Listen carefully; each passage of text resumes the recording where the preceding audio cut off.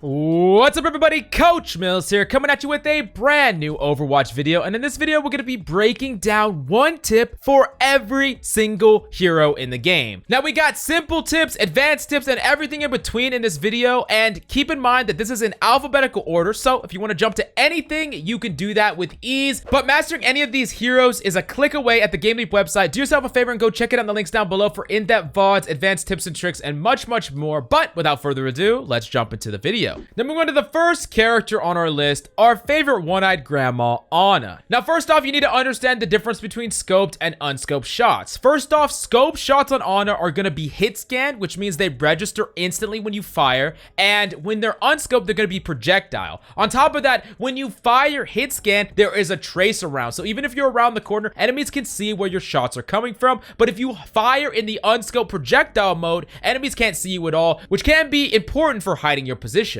Now, the last thing that you need to understand is when you're zoomed in or scoped, all you need to do is hit your allies specifically inside the triangle. If they're anywhere inside the triangle, you're going to be able to heal them, and this is one of the reasons why zooming in to heal or quick scoping to heal is really consistent and reliable. Now we go to the next character that we got for you on the list is Ashe, and the important thing about Ashe is damage uptime and controlling the high ground. The high ground does several things for Ashe. It allows her to easily put dynamites into the enemy's backline while pressuring them at the same time. It gives her the ability to run from enemies by simply falling to the low ground without having to invest her coach gun, and the fact that she can always drop and go back to her team so that she can reload her weapon before assuming her position again. And the next character I got for you on the list is Baptiste, and the biggest tip that I can give you about Baptiste is the concepts of squeezing. And what squeezing is waiting as long as possible before investing abilities to get the maximum amount of value out of it. And you see this a lot of time in pro play with something like a Lucio, where a Lucio, instead of beating right off the bat, he'll wait as long as possible to beat and still save his allies, so the beat lasts longer in the mid fight. And it's the same concept with Immortality field here.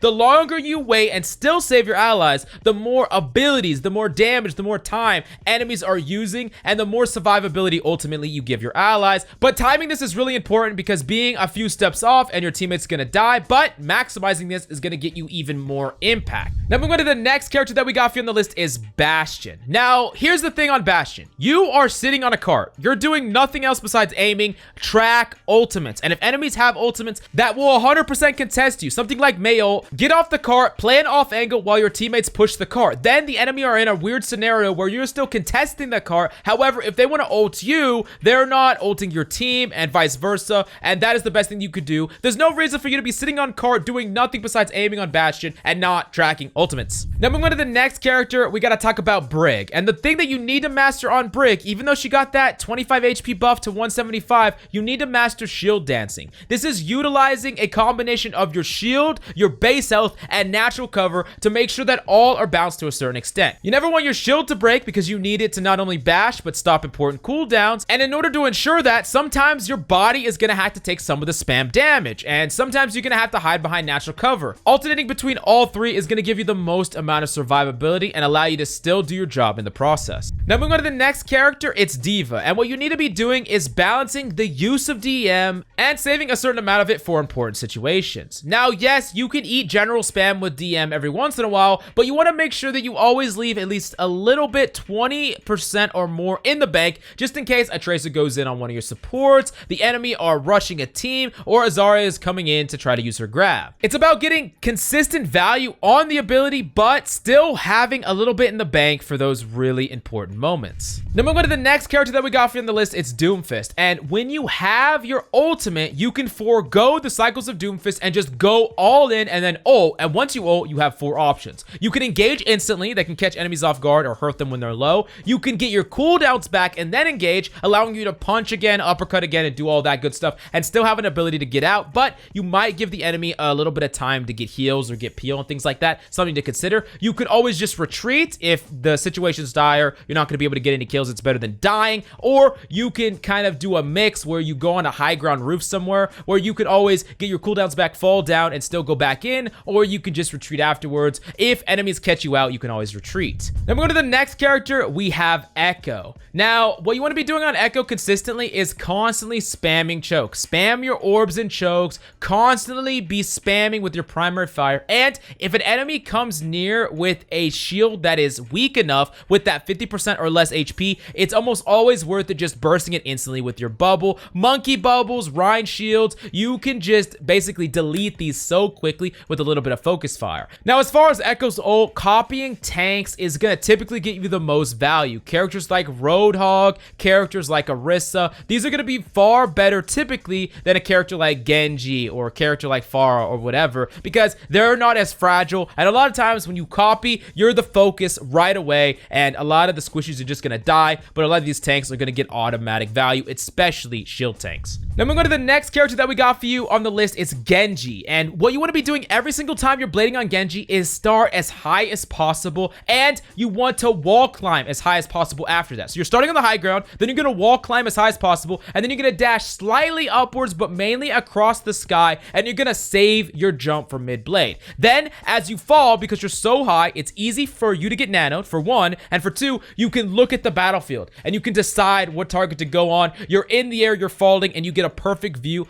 and you still have an extra jump as a mix-up to dodge things like stun. You could start falling, you could jump and dodge a stun that a MCCREE threw, or you can jump, dodge a hook, dodge an on a sleep, and then you still have your reflect and of course your dash in your back pocket for further mix-ups, and this just gives you the most reliable setup for any single blade. Now moving on to the next character that we got for you on the list, it's HANZO, and the thing that you need to understand about HANZO is he's one of those characters that can peek for free without any chance enemies can fight back with his sonic arrow. This allows him to charge up an arrow, peek around a corner and fire and unpeek, basically with no chance for any return fire, and that's why Sonic Arrow is so powerful, something that you should be doing fairly consistently. And you can even set this up prematurely if you know enemies are going to push in by just tapping a Sonic Arrow straight up in the air so that it falls right where enemies are going to push in. You get information about them, you can fire like this, and if enemies pursue you, you'll already have another Sonic Arrow off cooldown. Then we're going to the next character that we got for you on the list, it's Junkrat, and Junkrat is a very map dependent hero. However, he's really worth learning because he's not that difficult to learn. Now, that being said, the biggest thing that you need to stop doing is stop using one bomb to transverse from where you are to somewhere else. If you're flying through the air for any substantial amount of time, you're gonna get killed. It's really easy for Widows to kill you, Hanzos, MCCREEs, soldiers. Just don't do it. If you're gonna fly to the high ground or something like that, don't go until you have 2 bombs. Make sure you keep your feet on the ground, because if you're in the air, you don't have any form of mobility in the air, the enemy might as well be playing freaking Duck Hunt. Then we go to the next character that we got for you on the list, it's Lucio. And the biggest mistake that Lucio players are making is speeding out of spawn. You want to be speeding through choke, not out of spawn. And this happens a lot on like a map like Hanamura, where Lucio will speed out of spawn, they'll get to choke, his teammates will feed and choke because he doesn't have his speed boost, and then it's just stagger after stagger after stagger. Well, you could have just walked out of spawn, got to choke, sped in, and your team just flushes through the choke, and then boom, you take that point with ease. On top of that, never ever do a full amp up heal. It almost always should be 50% heal, 50% speed, because remember, speed is almost always effective healing and then some, because getting out of damage quicker, getting to natural cover quicker is worth tons and tons of potential healing and just getting picked altogether. Now we're going to the next character that we got for you on the list, it's MCCREE, and the tip I'm going to give you for MCCREE is about the Tracer duel, but this is going to apply to all sorts of 1v1s. You got to remember that the more pressure you put enemies under, the more predictable their actions become. Not only are they going to invest more abilities, but sometimes they're even going to ramp up their aggression, and because of that, you can use that pressure to predict what they're going to do. As an additional tip, if you're up against a Tracer and she disappears from your screen with no recall used, 180 flash instantly, and you're going to be able to catch off some Tracers off guard, because a lot of them are automatically going to blink behind you 180. Now moving to the next character that we got for you on the list is Mei, and when you're holding a choke, let's say Hanamura for example, on defense,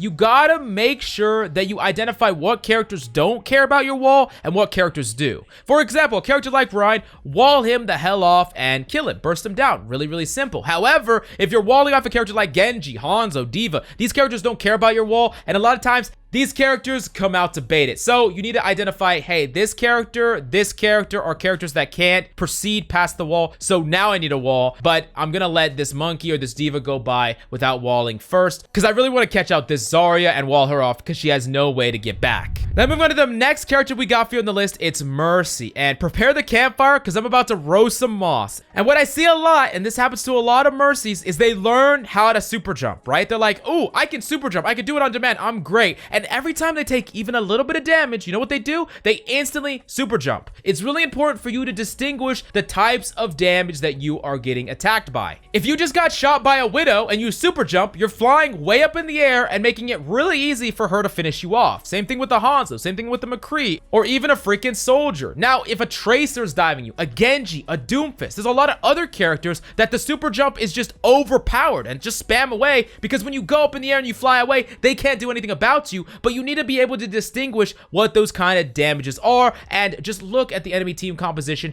and make sure that you're not super jumping straight to your death. Now moving on to the next character on the list, we have Moira, and the biggest thing that you should be doing on Moira is with her ultimate, use her coalescence to start off or snowball a fight that you either have a slight advantage in or you're just starting it off. Stop using it in lost fights. You really should be using this to propel the aggression forward, putting pressure on the enemy supports, because you can do it straight through shields, making the enemy push back while you're giving your team heals in the process. Don't wait for yourself to have 2 people down before you pop this ultimate. Now moving on to the next character that we got for you, it's Orisa, and what you should be doing on Orisa is you should be using your shields proactively to take space. You can fight in your certain area for a while, but if you see an area that you want to push up to, you throw the shield ahead and you walk up and literally manually take that space. It's really best if your shield is also connected towards some natural cover, so even if your shield breaks, you could back up a little bit, then you could put your shield a little bit further than it was before and slowly, like a turtle, creep up and take that space. And just like Moira, make sure you supercharge her early before lost numbers. Having the increased in damage for your team is far better when you have more teammates. It seems pretty obvious, but I can't tell you how many times I've seen an Orisa throw down a supercharger when like 4 people are dead.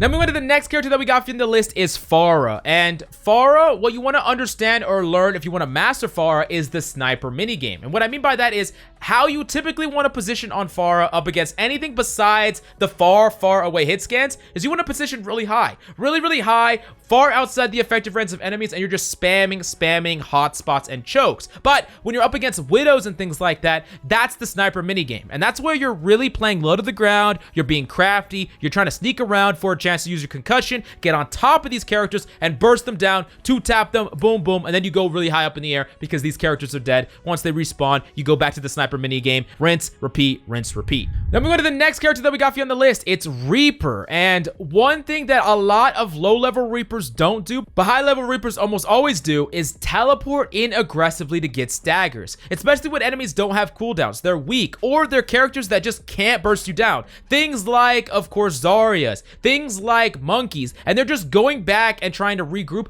Teleport in aggressively, get all those staggers, get all that free ult charge. You don't have to be afraid for teleporting into enemies, right into enemies, if they just don't have the means to burst you down before you spawn there and just start killing them. Now moving on to the next character, it's REINHART, and just like with Brig, you need to be mastering shield dancing on REINHART. You need to really be balancing between shield and base health, because a lot of times Ryan will get to the front line, but he'll have full health and he'll have a broken shield. And what does that do? His teammates can't hide behind his body. They can hide behind his shield, but not his body, and he's just gonna get hooked, he's gonna get naded, he's gonna get slept. He can't block himself for cooldowns. You really want to balance it to where your body takes some damage, your shield takes some damage, but when you get to the front line, you have a pretty sizable shield. You can hold up your shield so you can get healed safely, and your healers are safe behind your shield, and your DPS can do damage through your shield, and it doesn't matter that you took some damage in the end, as long as you block those cooldowns and you have shield health at the front lines. Now moving on to the next character, it's ROADHOC, and what you need to understand about ROADHOC is both with your breather and your hook, you can cancel them both with your ultimate, and this can be really powerful for combos like hook, shoot, ultimate if you're trying to kill like a Hammond and you ultimate against the wall, or it could be used as a mix-up where you start to breathe, you turn away, and then all of a sudden you 180 ult an enemy, and they think that you can't do anything to them, but out of nowhere you burst them down and you turn a matchup that otherwise you would have lost.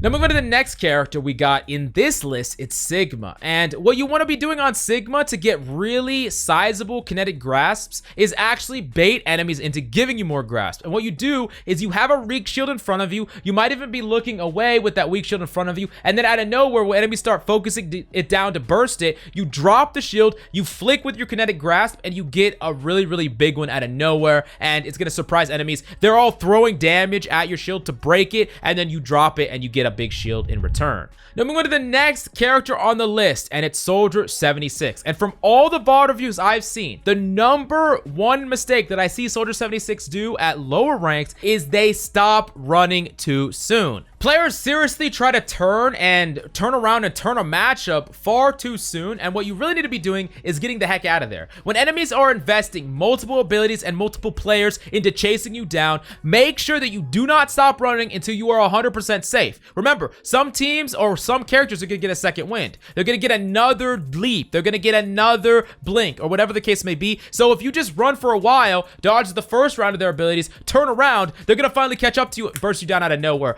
Do not stop running. If you already got your value, you already got that pressure, just them chasing you alone is worth value. Be that permanent threat and do not stop running. Now we go to the next character that we got for you on the list is none other than SYMMETRA. The tip for this one is pretty easy. Make sure that you're using your ultimate, your big wall, before you even make contact with point. Cut it right through the point and walk onto point. There are so many different characters in the game that can't do anything if there's a giant wall on point, and if they have to contest, if you're touching a 2 CP point, they have to contest, and you just kill everyone that touches point. You're putting so much pressure on them. A lot of characters can't do anything in the face of a wall, and you're gonna get at least a tick. And sometimes if enemies mess up and they don't give up ticks and they trickle onto point to try to contest, you're gonna be able to get so many kills, you're just gonna win the fight just with one ultimate alone. Then we're going to the next character that we got from the list. It's Torb, and I got two tips for Torb. The first one is you can actually use your turret to jiggle and hide behind, to hide away from cooldowns and different things like that, like sleep darts, hooks, and several other abilities. And unless you're actually killing someone that is 1 HP and you can't aim, use the primary fire and aim head level with Torb's weapon. It does far more damage than his alternate fire on average. Now we're going to the next character that we got for you on the list. It's Tracer, and what you need to master on Tracer is the 90s and 100 degrees. You need to practice these over and over again. This is really going to set you up for pulse bombs and one clips, because if an enemy is juking side to side or left and right and you teleport 90 degrees to them, it's going to look like a straight line to you. That's going to be a really easy pulse bomb or some easy headshots. If the enemy is backing up away from you and you blink right behind them,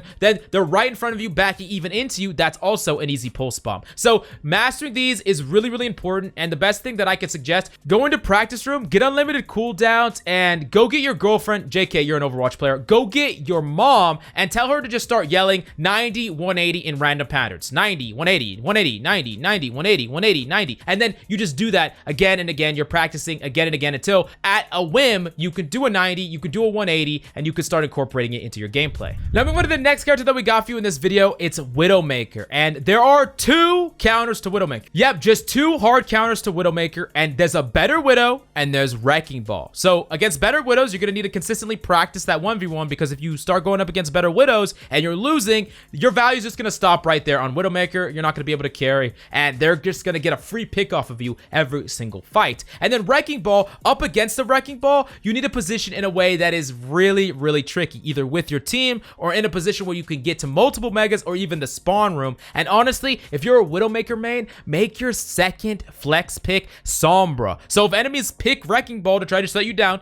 you switch to Sombra, you make him miserable, he swaps off a Wrecking Ball, and you go back to Widow. Yep, it's that easy. Now we're going to the next character that we got from the list. It's Winston. And what you need to be doing every single time you're playing Winston is right before you land, you need to melee and hit the ground, and it will animation cancel the melee and just add a little bit of extra bonus damage, and you could do it over and over and over again. Very, very powerful, and it's why some monkeys just delete you out of nowhere and you don't know why. Now we're going to the next character that we got for you on the list is Wrecking Ball, and you need to understand that just touching a point creates so much pressure, and it's something that Wrecking Ball can do with ease. For example, you're playing Temple of Anubis attack, and enemies are holding up on that little high ground perch that they always do. You roll straight through them, and you go touch point. Enemies will instantly have to hop off that high ground to go contest you, but then you're zipping away, and then as enemies are regrouping, you can go in and slam, and your team can push in, and their position's all messed up. You get free value. If you boop enemies off into your team, you get free picks. Really, really powerful, underrated aspect of Wrecking Ball. Now moving to the next character that we got in this list, and it's Zarya. And the tip I got for you in this video is the super jump. And what you could do is you can right click or alternate fire straight up in the air, and as it falls down, the second it makes contact with the ground, you look at the ground and you alternate fire again at the ground and you jump up. The explosion of both of them will propel you upward to some high grounds that you would never be able to get. And this allows you to get to some places that you could only get with high energy, even with low energy, or it can allow you to get to places if you have high energy to places that you never could get to otherwise. So definitely experiment around with it. It's a really, really cool tip. Now, the last character that we're gonna break down in this video is Zen. And the tip I got for you on Zen is if you right click a full charge and you crouch as your right click goes out, your head hitbox actually drops all the way down to your freaking belly button. And it makes it really hard for Widowmakers to snipe you and things like that. So if you want to challenge a Widowmaker with a right click, you can always go around the corner, stand up, right click, full charge, crouch, and it's going to be really hard for her to hit you. But mastering any of these characters is just a click away. Come on, do yourself a favor. Go check out the GameLeap website right now for so much daily content. Click it right now. But thank you so much for coming by. I hope you enjoyed the video. That's all we got for you today. I'm Coach Mills, and of course, until next time.